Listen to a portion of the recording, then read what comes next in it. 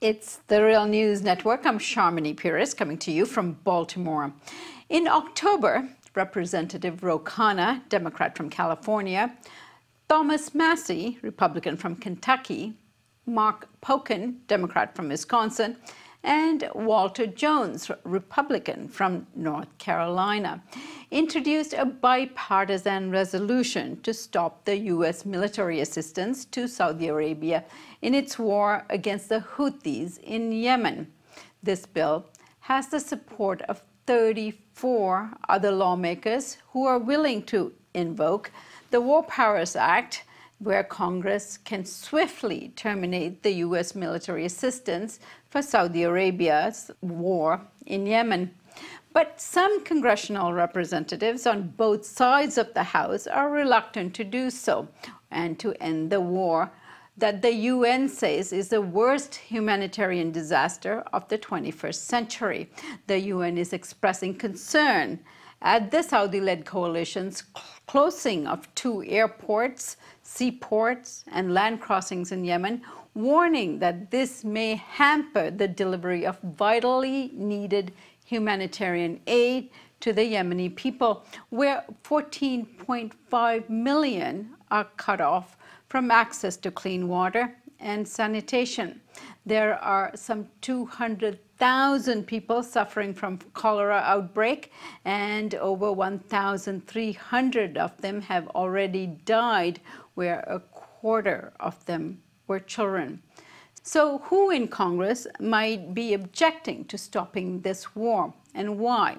Let's find out from Colonel Larry Wilkerson. Larry is a retired U.S. colonel and former Chief of Staff to Secretary of State Colin Powell, now a distinguished professor at the College of William and Mary. Larry, good to have you with us.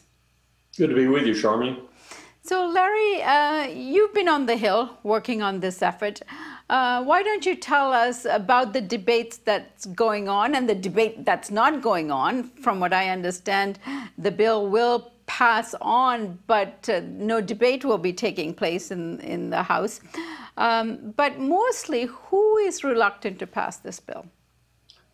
I think probably Democrats and Republicans alike, so caught up in the war machine that this country has become, are guilty as charged.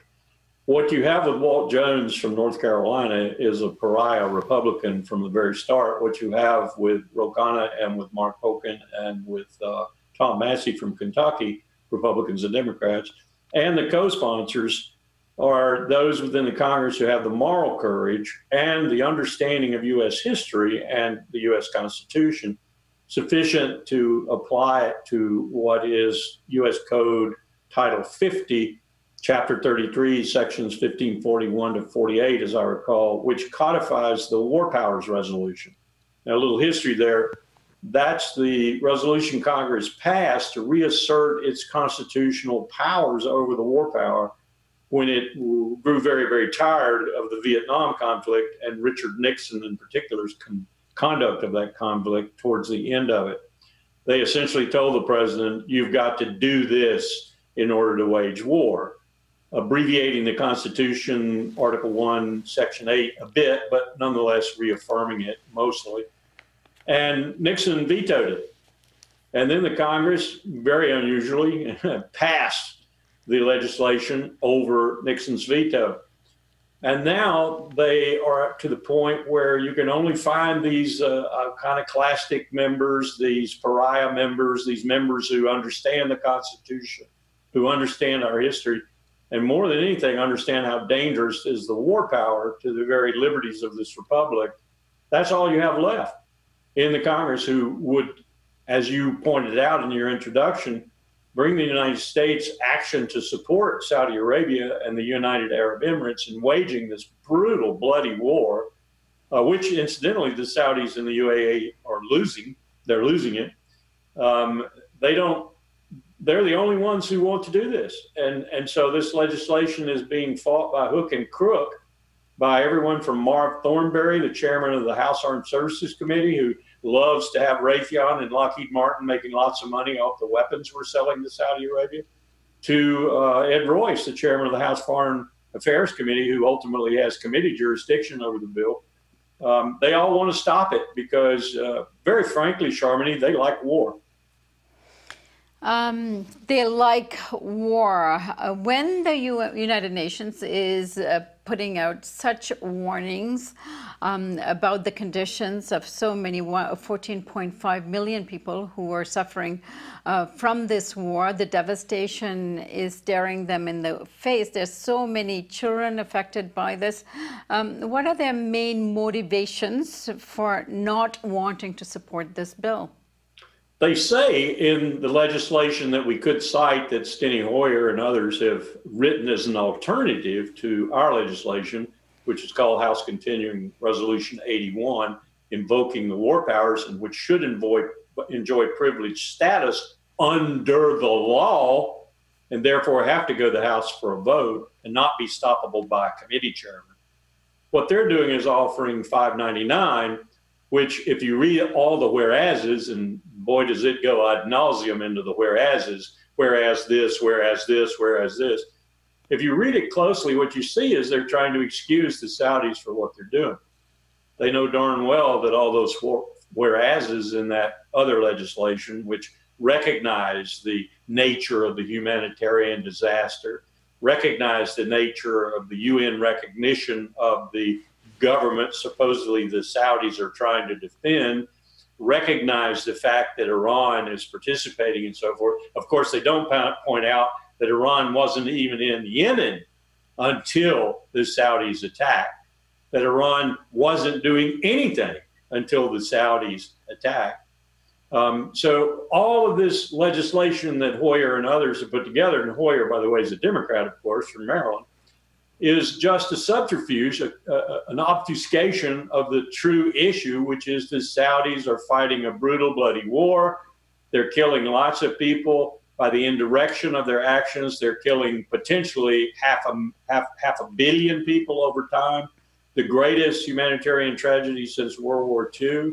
They're bombing sewage and water plants. They're bombing food sources and so forth. And all this to support a government that I think the UN would probably like to retract its vote on in terms of being the legitimate government of Yemen.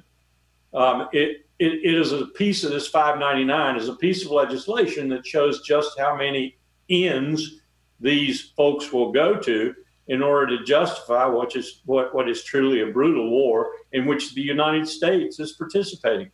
On top of that, the U.S. participation is causing Al-Qaeda in the Arabian Peninsula, one of the most dangerous terrorist groups with a global capability, to grow, to actually harden and grow in its membership and in its actions. At the same time, we're trying to stop that group under legitimate AUMF, the one passed after 9/11, in Yemen with special operating forces. So we want to separate those two actions. The special operating forces going after Al-Qaeda in Yemen are operating under the original authorization for the use of military force and therefore are legitimate. This support to the Saudi UAE effort to wage this war in Yemen, though, is not legitimate. It's illegal. It was started by the Obama administration and continued and emphasized by the Trump administration. It's illegal. It's brutal. It's being lost by Saudi Arabia. You saw the architect of the war, Mohammed bin Salman, affecting something we haven't seen since the formation of the House of Saud here recently, the last few days. He actually got rid of 11 princes. He's getting rid of a lot of business leaders and so forth. I think this is a sign of the instability of the Saud regime under MBS's leadership. And it's going to be interesting to see how this develops because this is his war. He started it as Minister of Defense. It's a brutal, bloody war, as I pointed out. It's a major humanitarian disaster. And the United States has no business participating in it. It's that clear. It's that simple. Right. Larry, give us a sense of what they're telling you when you're on the Hill about this unconditional support for Saudi Arabia's war. You'd be amazed, Sharmini. I have gotten answers from staffers and members that range the gamut from, well, this is just a niche issue. That's a direct quote. This is just a niche issue. My response, of course, was 500,000 people dying is a niche issue. Well, no, I get them a little off guard with that kind of response. to a response such as this. Well, I always go with my committee chairman, that is the committee of jurisdiction. So if Ed Royce is going to go against this, I've got to go against it too. This is the war power. This is your nation using bombs, bullets, and bayonets to kill the citizens of other nations. And oh, by the way, put its own men and women in harm's way too. This is the war power. This is the ultimate power. And you bow to your committee of jurisdiction? Come on, Mr. Congressman, you can do better than that. To an answer like this one that I got. Well, Iran's there. My response, Iran wasn't there until the Saudi-UAE coalition attacked and we supported them. Well, Iran is there now, so we've got to fight them. The Saudis are doing our dirty business for us. Why do we have to fight Iran in Yemen?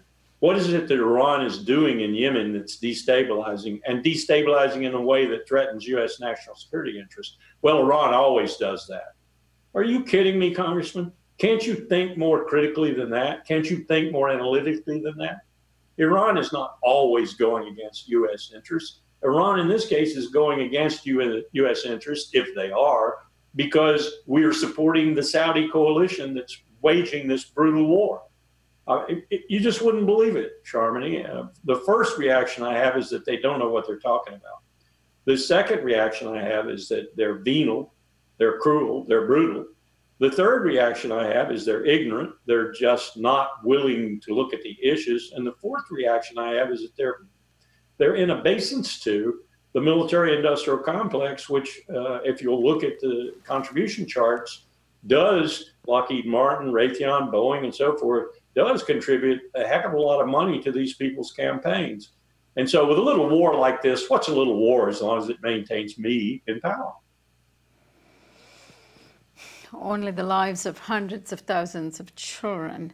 Yes, yes. And just, I mean, when you've got a situation where, for example, you bomb cranes at the only port where you really can offload the food and clean water to save people's lives, and you, the United States, recognizing these cranes have been bombed and that the water and the food can't be offlifted until the cranes are replaced, then provide the cranes out of the goodness of your heart, I hope, to replace them, only to have the cranes not able to be offloaded and reinstalled because of Saudi UAE bombing which you're supporting with refueling tankers, with targeting intelligence and so forth.